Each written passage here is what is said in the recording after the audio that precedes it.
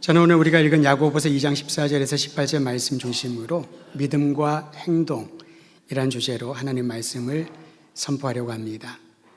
그리스도인에게 믿음은 참 중요하다.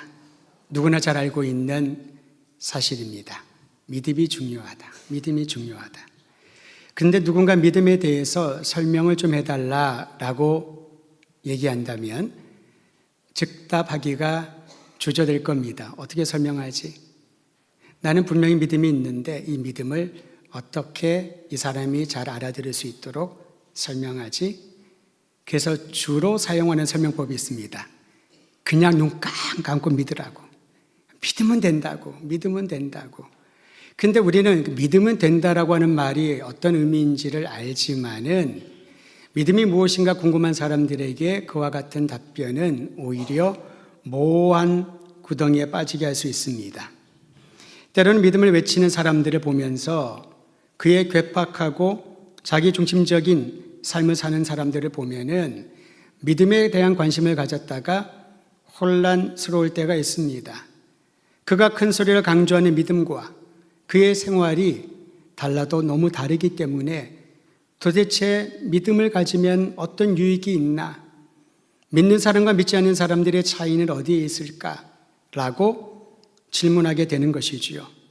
믿음을 소개하는 적절한 설명 여러 가지가 있겠습니다만은 저는 성경을 읽고 또 말씀을 준비하고 나누면서 믿음을 어떻게 설명할 수 있을까? 저 나름대로 이렇게 한번 정리해 보았습니다. 하나님을 향한 바른 태도라고요. 우리가 인간관계에서도 태도가 참 중요하죠. 이 태도를 예의란 말로 설명하기도 하고 상대방을 존중한다라고 설명하기도 합니다. 이 예의는 상호적입니다. 젊은 사람이 나이 든 사람에게, 나이 든 분에게 어린아이가 어른에게만 보여주는 게 예의가 아니라 상호적이라고 그랬죠. 어른이 어린아이에게 또 더 많은 경험을 한 사람들이 이제 사회의 초년생에게 보여주어야 될 예의가 있다는 거죠. 서로에 대한 태도입니다. 믿음도 그렇지 않은가 싶습니다. 하나님을 믿는다. 하나님을 향한 나의 올바른 태도와 자세가 믿음을 설명해 주실 수 있다는 거죠. 성경에 보면 하나님을 향한 바른 태도와 자세를 보여주는 구절들이 있습니다만 그 중에 하나를 제가 꼭 인용하고 싶은 게 있는데 여러분 들어보면 참 익숙한 구절일 겁니다. 히브리서 11장 6절입니다. 믿음이 없이는 하나님을 기쁘시게 하지 못하나니 하나님께 나아가는 자는 반드시 그가 계신 것과 또한 그가 자기를 찾는 자들에게 상 주시는 이심을 믿어야 할지니라. 하나님께 예배를 드린다. 믿음을 가지고 기도한다. 무엇을 의미할까요? 하나님은 살아계신다. 하나님이 살아계신다는 이 사실을 내가 받고 믿는 것이고 살아계신 하나님께 내가 보여드리는 온전한 태도가 믿음이라는 거지요. 뿐만 아니라 내가 기도하고 구하면 하나님께서는 나의 기도에 귀 기울이시고 분명히 응답하신다. 응답하실 뿐 아니라 상 주신다. 내가 상 받을 일을 안 했는데 이 사실을 믿는 것이 바로 믿음이라는 거지요. 여러분 나를 안아주시고 품어주시고 상 주시는 분을 보면 참 기쁘지 않겠습니까? 그분을 향하여 달려가지 않겠습니까? 아이들은 참 솔직합니다. 정직합니다. 아이들을 향하여 팔을 벌치면은 애들이 처음엔 오지 않습니다. 근데 애들도 뭘 자꾸 먹여야 됩니다. 뭘 자꾸 줘야 되죠. 칭찬도 하고 밝은 미소도 보여주고 아이스크림도 사주고 엄마 아빠 몰래 그럼 아이들이 어느 정도의 관계가 형성됐다라고 하면은 그렇게 보면은 달려오는 것을 볼 수가 있습니다. 마음을 느끼는 것이지요. 하물며 하나님, 우리를 사랑하시고 구원하신 아버지 하나님께 나아갈 때 구원의 은총이 크고 감사하여서 그분 앞에 그분이 살아계심과 우리에게 상 주심을 믿고 나간다면은 그 믿음의 삶이 참 행복하고 풍요로워질 것입니다. 그런데 여러분 중요한 것은요, 믿음의 대상인 하나님께 집중하는 우리의 마음가짐이라는 거죠. 예배가 바로 그 훈련입니다.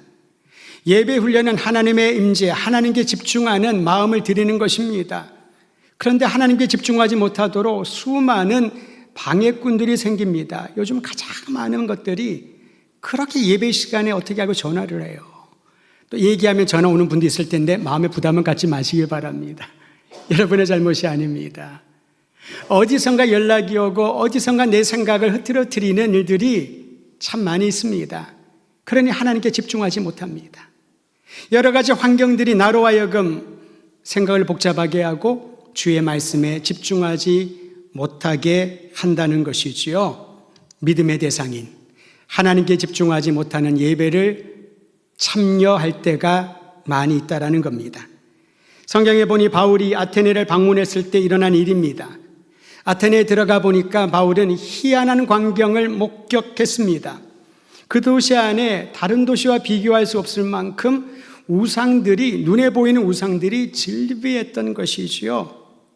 그런데 그 우상들을 보니까 우상을 설명하는 그 단이 있는데, 단에 어떤 글이 써 있냐면은 알지 못하는 신이란 글귀가 새겨진 단도 있었다라는 것이요. 다시 말하면 아테네 사람들은 믿음의 대상을 모른 채 제물을 바치고 섬길 정도로 종교심은 강했습니다. 근데 종교심은 강했지만은 알지 못하는 신에게 제물을 바치고 나의 신이라고 얘기를 하는 것이지요. 그 구절을 묵상을 하다가 나는 어떠한가? 우리는 어떠한가? 하나님을 알고 그분이 계신 것을 알고 믿고 예배를 드려야 됨에도 불구하고 겉으로는 하나님이라고 부르면서 하나님에 대하여 알지 못한 채, 믿음의 대상인 하나님을 알지 못한 채 그저 나의 몸과 습관만 예배라는 틀 안에 참석하고 있는 것은 아닌가? 오늘 예배 드리면서 하나님의 거룩한 영이 우리 한 사람 한 사람을 만지시고 깨우쳐서 알지 못하는 신이 아닌 내가 너무나도 잘 알고 나를 참 잘 아시고 사랑하는 하나님께 올려드리는 믿음의 예배, 믿음의 기도, 믿음의 결단이 있게 되기를 주의 이름으로 축원드립니다. 믿음의 대상과 함께 우리가 알아야 할 것은 믿음의 내용을 분명히 알아야 됩니다. 믿음의 내용은 무엇인가요? 그리스도 예수 안에 죄 용서와 구원이 임했다는 복음이, 이 복된 소식이 믿음의 내용인 것입니다. 태초로부터 우리를 섭리하시고 지켜주시고 계획하신 하나님, 내가 주님을 몰라 내 마음대로 살 때 주님은 기다리고 찾아오셔서 나를 사랑하시고 아들과 딸로 삼아주셨으며 아들과 딸로 살아갈 수 있도록 그리스도의 십자가와 부활의 은총을 베풀어 주셨다는 사실, 이 사실을 믿고 그 믿음이 우리의 신앙 여정을, 또한 인생의 여정을 이끌어 가야 하는 것입니다. 바울은 그리스도의 십자가와 부활의 복음이 우리를 향한 하나님의 사랑의 징표라고 선언하고 있습니다. 로마서 5장 8절입니다. 우리가 아직 죄인 되었을 때에 그리스도께서 우리를 위하여 죽으심으로 하나님께서 우리에 대한 자기의 사랑을 확증하셨느니라. 내가 이를 사랑한다 확증하셨다는 거지요. 어떻게 아나요? 어떻게 믿나요? 그리스도께서 우리를 위하여 죽으심으로 우리가 여전히 죄인 상태에 있을 때에, 여러분, 내가 어느 정도 자격을 구비하고 내가 하나님 앞에 내세울 것이 조금이라도 있어서 구원을 선물로 주신 게 아니라는 겁니다. 아직 죄인 상태에 있을 때, 아직 내세울 게 하나도 없을 때에, 아직 절망 가운데 있을 때에 하나님이 우리를 희망으로, 영원한 생명으로 구원하시기 위하여 예수님을, 독생자를 대신 죽게 하셨다라는 것이지요. 이 믿음을 가져야, 이 믿음의 내용을 가져야 하나님을 향한 온전한 헌신과 섬김이 이어지게 될 것입니다. 성경은 그러므로 구원의 복음을 받은 이들에게 이제 그 믿음을 나타내 보이라고 강하게 요청하고 있습니다. 믿음을 어떻게 설명할 수 있을까요? 진정성 있는 믿음은 행동으로 나타날 때 확인할 수 있습니다. 그렇기 때문에 믿음은 내적인 동시에 외적인 특성을 갖고 있습니다. 난 믿음이 있는데 믿음을 보이라 그러면 어떻게 보여야 되나? 내가 가진 믿음을 어떻게 설명해야 되나? 할 수 있어야 된다는 거죠. 보여줄 수 있어야 된다는 겁니다. 행동으로 나타날 때 그 믿음이 역동적이고 생명력이 있기 때문에 그렇습니다. 여러분, 믿음이 있는 한 사람이 공동체 안에 있으면은 그 사람으로 인하여 믿음의 물꼬가 터지게 될 줄을 기억하시기를 바랍니다. 한 사람의 가정에 들어가면, 믿음을 갖고 들어가면은 그 믿음이 그 가정과 가문을 하나님의 백성으로 변화시켜 주실 줄을 기대하시기를 바랍니다. 우리가 그 증인입니다. 이제 그 증인된 역할들을 우리 다음 세대에게 주님 오시는 그날까지 전하는 것이 교회의 사명이고 우리가 끝까지 해야 할 일인 것이지요. 그러게 야고보는 역동적이고 생명력 있는 믿음의 특성을 가르쳐 주기 위하여 몇 가지 질문을 했습니다. 야고보서 2장 14절입니다. 오늘의 본문이기도 한데 함께 읽도록 하죠. 14절만 읽습니다. 시작. 내 형제들아, 사람이 믿음이 있노라 하고 행함이 없으면 무슨 유익이 있으리요? 그 믿음이 능히 자기를 구원하겠느냐? 여러분, 첫 번째 질문은 이렇죠. 믿음이 있다고 하면서 그 믿음을 행함으로 보여주지 못하면은 정말 그 믿음이 너를 구원한 게 맞냐? 라고 질문을 합니다. 또 다른 질문은 15절과 16절에 기록되어 있으니 같이 읽지요. 시작. 만일 형제나 자매가 헐벗고 일용할 양식이 없는데 너희 중에 누구든지 그에게 이르되 평안히 가라, 덥게 하라, 배부르게 하라 하며 그 몸에 쓸 것을 주지 아니하면 무슨 유익이 있으리요? 믿음의 공동체에 누군가가 요청을 합니다. 배고픕니다. 헐벗었습니다. 우리를 도우소서. 그런데 다 잘 될 거야. 언젠가는 괜찮아질 거야. 그렇게 말만 하고 아무것도 하지 않는다면은 그것이 어떻게 행함으로 보여지는 믿음이라 할 수 있겠는가? 유익이 있겠는가?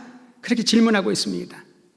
여러분, 이 질문을 다르게 표현하면 우리가 아무리 믿음이 중요하다 목이 터지도록 외쳐도 나의 삶이 변하지 아니하면, 내 삶으로 믿음을 나누지 아니하면은 무의미하다라는 거지요. 이전의 가치관과 삶의 방식을 고수하고 있으면 오히려 믿음이 없는 사람들에게 혼란을 줄 뿐입니다. 저분은 정말 믿음이 있다라고 외치고 사람들이 인정을 하는데 그 믿음의 열매나 표현들을 보지 못하는 것이지요. 혼란이 찾아옵니다.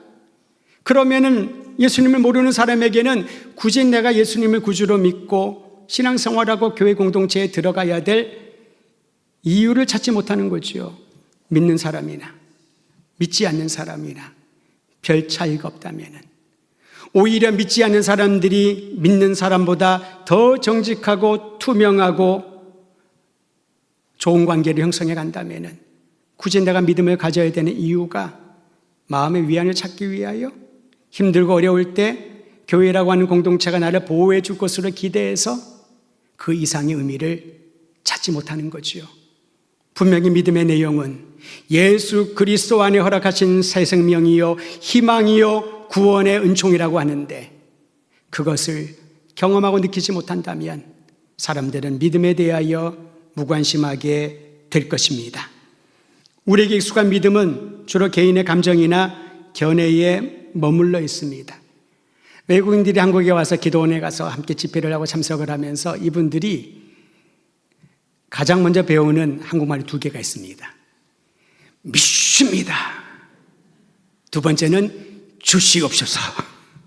이 두 가지를 쉽게 배워요. 왜냐하면 기도원 가서 일주일 동안 보냈는데 한국말 못 알아들어도 앞에서 설교하는 분이나 기도하는 분이나 또 통성기도를 하는데 믿습니다.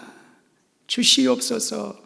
뜻도 모르고 그 얘기를 하다가 나중에 뜻을 알고 더 많이 하더라고요. 좋은 내용이잖아요. 내가 믿습니다. 나에게 주님이 주실 줄 믿습니다. 은혜를 주시옵소서. 고쳐주시옵소서.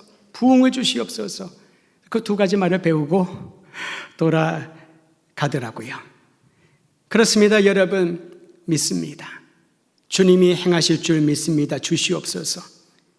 그런데 문제는 그렇게 외치고 또 외쳐도 내 삶이 믿음에 합한 삶으로 변화되지 않는다면은, 아무 열매를 맺지 못한다면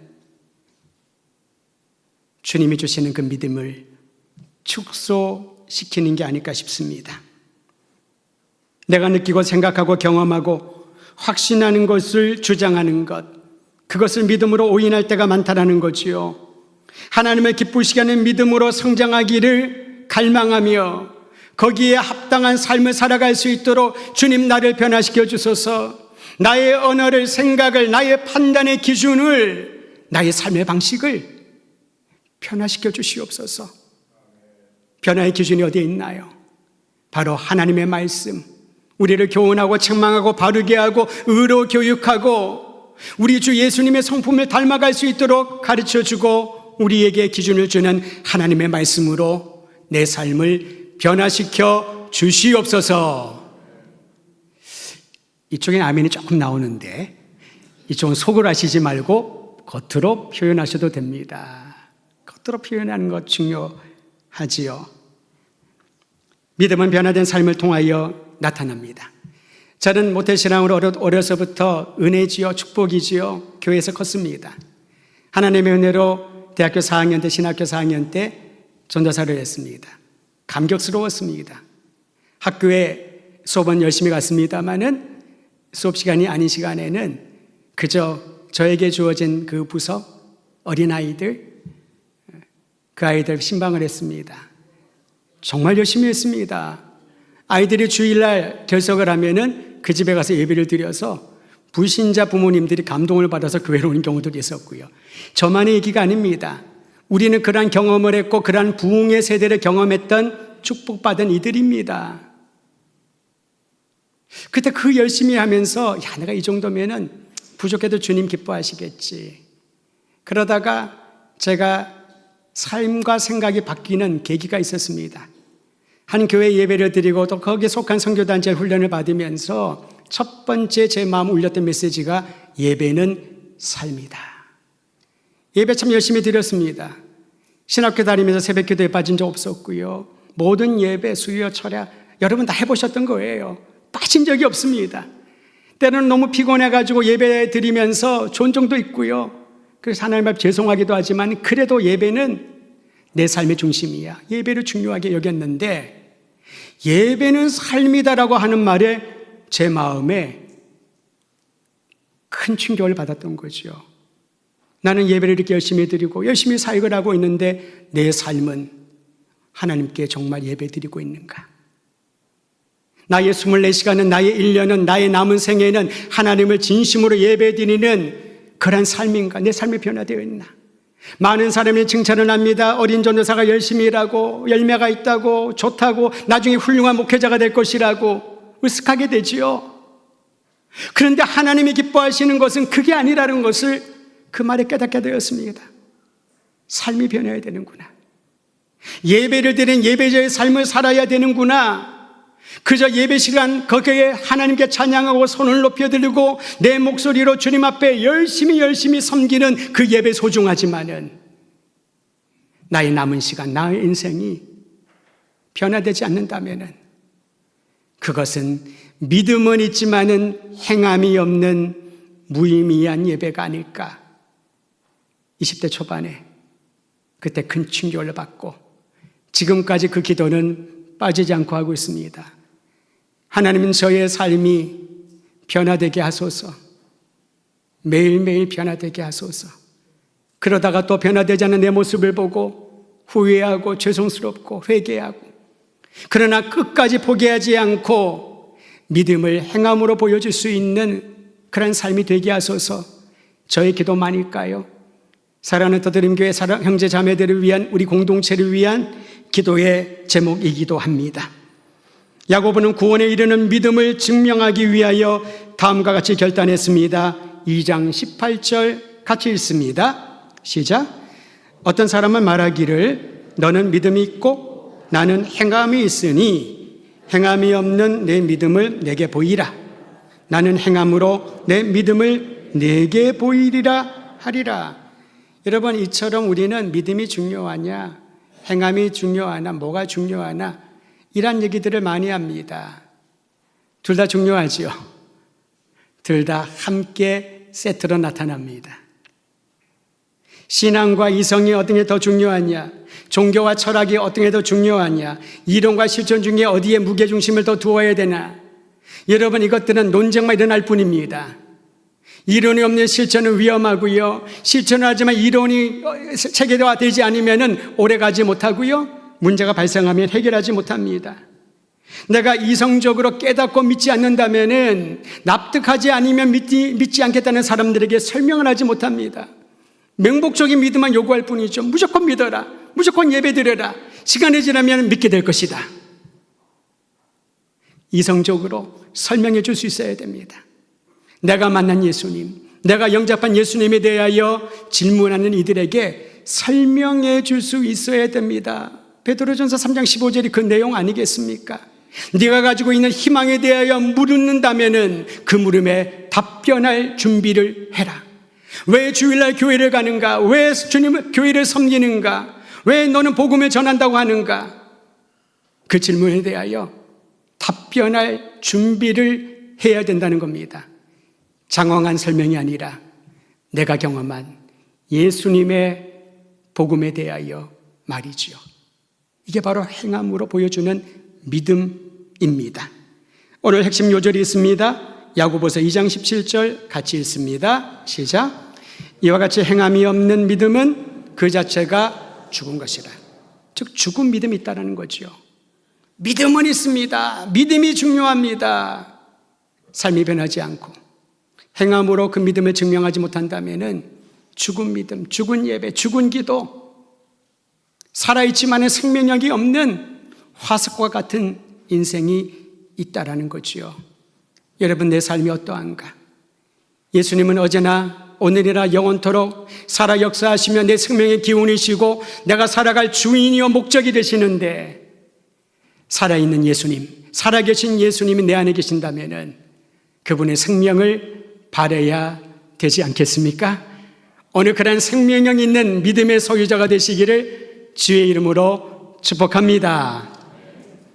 베드로 사도는 행함으로 보여주는 믿음을 하나님의 성품에 참여하는 것으로 설명했습니다. 오늘 본문의 연장성입니다. 여러분, 자막으로 여러분에게 보여드릴 텐데 베드로후서 1장 4절 같이 한번 읽도록 하지요. 4절만 읽습니다. 시작. 이로써 그 보배롭고 지극히 큰 약속을 우리에게 주사 이 약속으로 말미암아 너희가 정욕 때문에 세상에서 썩어질 것을 피하여 신성한 성품에 참여하는 자가 되게 하셨느니라. 아멘. 여러분, 이 말씀에 보니까 하나님의 약속을 받았습니다. 구원을 선물로 받았습니다. 내가 주님을 믿고 주님의 자녀가 되었다라고 확신합니다. 그럼에도 불구하고 육신의 정욕, 썩어져 버릴 육신의 정욕에 의해서 넘어질 수 있다는 거죠. 그 유혹을 이길 수 있다라고 당당하게 자신할 수 있는 사람이 얼마나 되겠습니까? 너희의 정욕 때문에 세상에서 썩어질 것을 피하려면은 하나님의 신성한 성품에 참여하게 하리라. 하나님의 거룩하고 신성한 성품에 참여하도록 주님께서 우리 모두를 초청하신 것입니다. 이것이 바로 행함으로 믿음을 보여주는 실천사항이지요. 내가 하나님의 성품을 알고 하나님의 성품을 연습하고 훈련하고 준비하고 하나님의 성품을 닮아가는 때에 그 모습이, 그 변화된 삶으로 나타나는 각 사람이 우리 안에 있는 믿음을 세상에 보여주는 것이지요. 성품을 얘기를 하면은 많은 분들이 이런 얘기를 합니다. 아유, 나는 태어날 때부터 이런 성품이었다고. 아마 단어에 대한 오해가 있어서 그런 거 봅니다. 그것은 성격이라고 합니다. 성격은 타고난 기질입니다. 안 바뀝니다. 급한 성격에 갑자기 느긋해진다고요? 안 됩니다. 느긋한 척 한 거죠. 속으로는 불이 납니다. 급한데.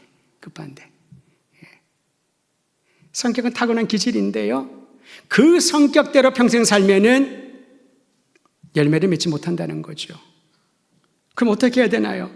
하나님의 성품에 참여하라 무엇을 의미할까요? 성품은 점진적으로 변화가 되어 인격을 형성을 합니다. 성격과 인격은 다릅니다.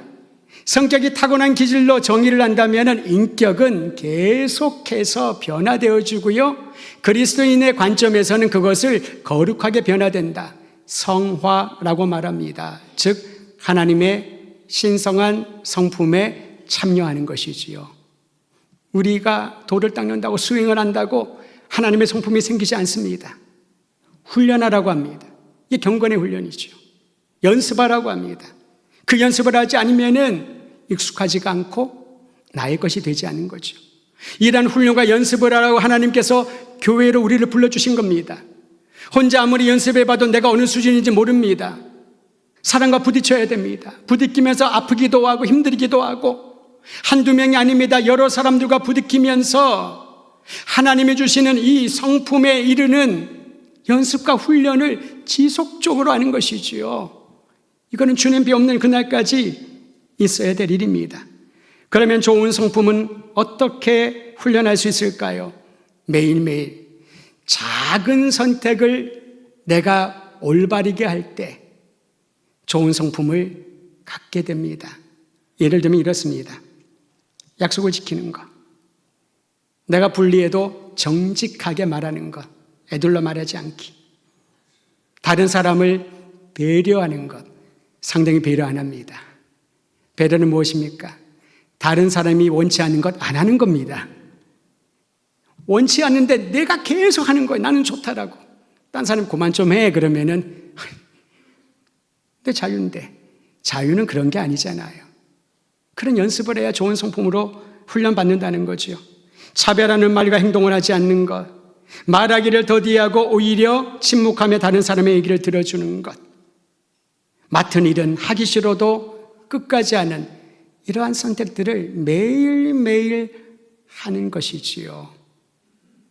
그래야 좋은 성품이 장착이 되는데 그리스도인들에게는 우리가 매일매일 선택하고 연습해야 될 8가지 성품을 베드로서를 통하여 확인받습니다. 우리 함께 그 내용을 5절에서 7절까지 말씀을 통하여 다시 한번 보도록 하죠. 5절에서 7절 같이 읽습니다. 시작.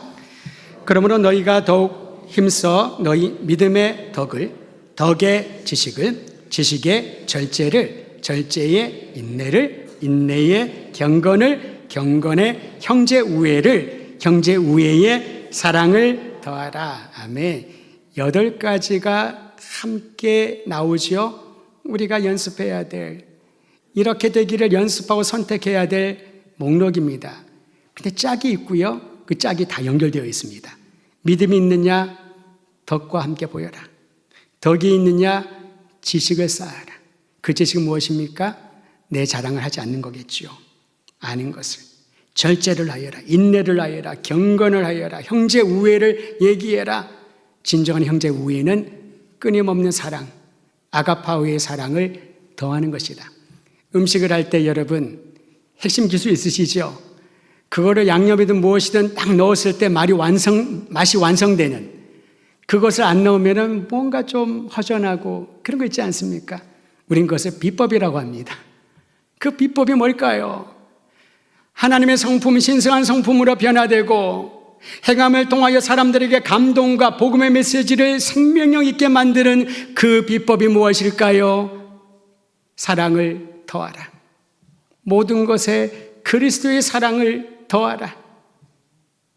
이것이 우리가 매일매일 연습을 하고 선택해야 될 목록입니다.